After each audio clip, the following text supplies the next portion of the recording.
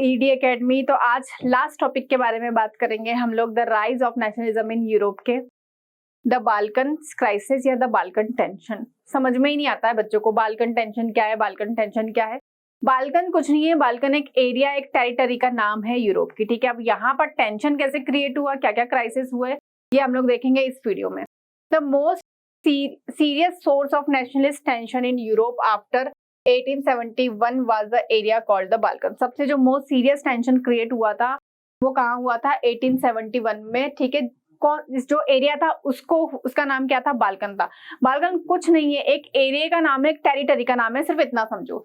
The Balkan was a region of a geographical and ethnic variation comprising modern day.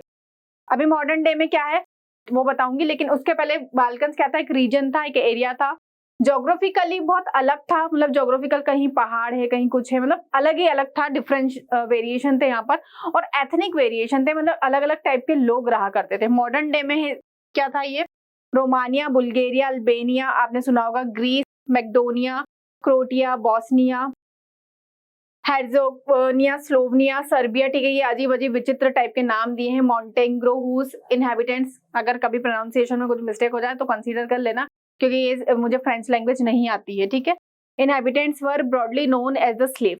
तो ये अलग अलग type के इनहेबिटेंट्स, मतलब जो फॉरेस्ट और यहाँ से एक तरीके से आप ट्राइबल्स मान लो इनको, ट्राइबल ही थे ये लोग। और इनको ये ज्यादा पढ़े लिखे नहीं होते थे, तो इनको क्या बना के ले जाया जाता था यहाँ से, एज अ स्लेव बना के ले जाया करता था यहाँ से, ताकि क्या कर सके, काम कर सके, ठीक है। तो अलग अलग वेरिएशन देखने को मिलते थे यहाँ पर, सारी चीजें अलग होती थी। A large part of the Balkans were under the control of Ottoman Empire. Ottoman Empire की पहले भी बात करी थी, ठीक है। और Ottoman Empire nationalism in India में भी आएगा, तो याद रखना।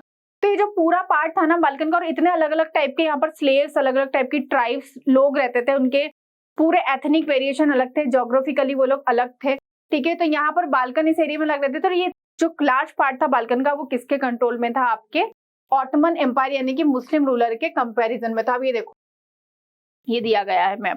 अल्बेनिया, बुल्गारिया, क्रॉट्स, हंगेरियन, मैकेडोनियंस, मेंटोग्रिम्स, ठीक है। तुर्क भी रहते थे, जो टर्की जो लोग हैं, ठीक है, मुस्लिम्स, रोमानियन, सब ये आपको यहाँ पर दिख रहा है, ठीक।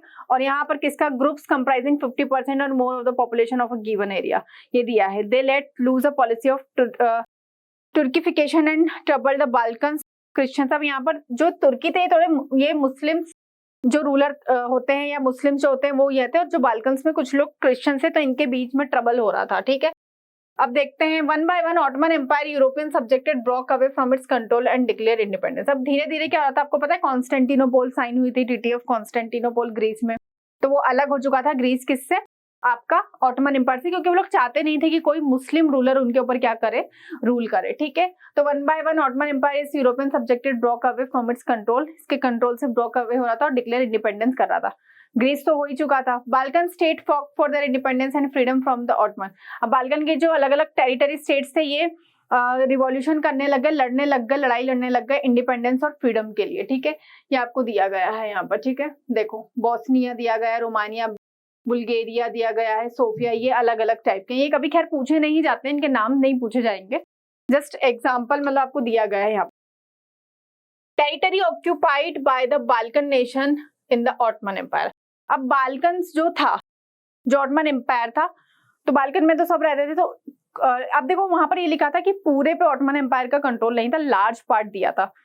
लास्ट वाली हम लोग स्लाइड में देखेंगे, ये देखो, लार्ज पार्ट, मतलब लार्ज पार्ट जो था वही क्या था, इसके कंट्रोल में था ऑटोमन एम्पायर, ठीक। तो यहाँ पर देखो, Albania, Montenegro, Serbia, Bulgaria, Turkey, Greece, ये वाले जो पार्ट थे वो किसके कंट्रोल में थे, बाल्कन के कंट्रोल में थे। तो यहाँ पर दिया गया। अब यहाँ पर धीरे धीरे क्या क्रिएट हो गया, आपका इंटेंस कॉन्फ्लिक्ट क्रिएट हो गया, और जब बाल्कन ऑटोमन एम्पायर से धीरे धीरे छूटने लग गया, मतलब ग्रीस तो आजाद हो गया था, ट्रीटी ऑफ कॉन्स्टेंटिनोपल, धीरे धीरे अलग अलग स्टेट भी क्या होने लग गए इससे, या टेरिटरी से अलग होने लग गई। तब उसके बाद क्या हुआ कि ये आजाद तो हो गया, लेकिन उसके बाद अब अभी इम्पलिज्म पड़ा था यहाँ पर। इम्पलिज्म का कनेक्शन है, जो आपकी बड़ी बड़ी कंट्री थी, जैसे कि आपका ब्रिटेन है और रशिया है, ऑस्ट्रिया है, ये सब क्या चाहती थी कि अपनी टेरिटरी बढ़ाना चाहती थी। तो बाल्कन ऐसा एरिया था कि इसके पीछे लड़ रही थी कि हम इस पे क्या करेंगे, अपना कंट्रोल करेंगे, जब ऑटोमन एम्पायर के हाथ में कुछ नहीं रहा।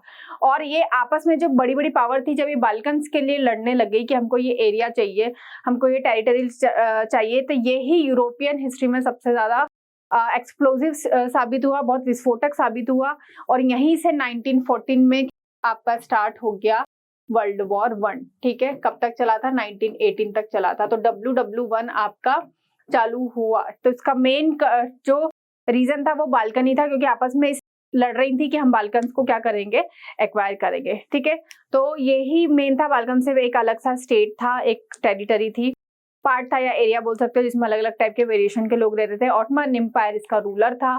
ये लोग नहीं चाहते थे कि कोई मुस्लिम रूलर हमारे ऊपर रूल करे, जो क्रिश्चियंस भी थे, क्योंकि वहां पर वो तो बिल्कुल भी नहीं चाहते थे। धीरे धीरे ये लोग उससे अलग होने लग गए। जब बाल्कन अलग होने लग गया, टूटने लग गया, तो बाकी जो सुपर पावर थी या जो पावर में बड़ी बड़ी कंट्री थी, वो क्या करने लगी, आपस में झगड़ा करने लग गई कि हम बाल्कन को क्या करेंगे, कॉन्क्वायर करेंगे। और इसी झगड़े की वजह से जो रिजल्ट सामने आया वो था आपका वर्ल्ड वॉर 1, जो यूरोपियन कंट्रीज के बीच में हुआ था। ठीक है, हम पढ़ेंगे उसको। मैं वर्ल्ड वॉर 1 के बारे में आपको नेशनलिज्म इन इंडिया में बताऊंगी। ठीक है, तो ये हमारा पूरा होल चैप्टर कंप्लीट हो चुका है। इसमें कुछ कुछ चीजें ऐसी जो थी जो मैंने नहीं ऐड करी थी, वो इसलिए क्योंकि चैप्टर ऑलरेडी बहुत लेंथी है, कंफ्यूजिंग होता है। तो जो इंपॉर्टेंट पॉइंट्स थे, जितनी जितनी इंपॉर्टेंट चीजें थी, वो सारी इसमें ऐड की गई है। बाकी अगर आप लोग कुछ पूछना चाहते हैं या कोई भी आपको डाउट आता है, तो आप इजीली हमसे कमेंट सेक्शन में पूछ सकते हैं। ईडी एकेडमी पे आपको SST के साथ साथ फिजिक्स, केमिस्ट्री, बायो और मैथ्स के भी सारे ही आपको वीडियोस मिलेंगे। तो आप लोग ईडी एकेडमी के साथ बने रहिए। अगर अभी तक आपने चैनल को सब्सक्राइब नहीं किया है तो जल्दी से सब्सक्राइब कर लीजिए और बेल आइकन को जरूर प्रेस कर लेना, ताकि फ्यूचर के नोटिफिकेशन आपको इजीली मिलते रहे।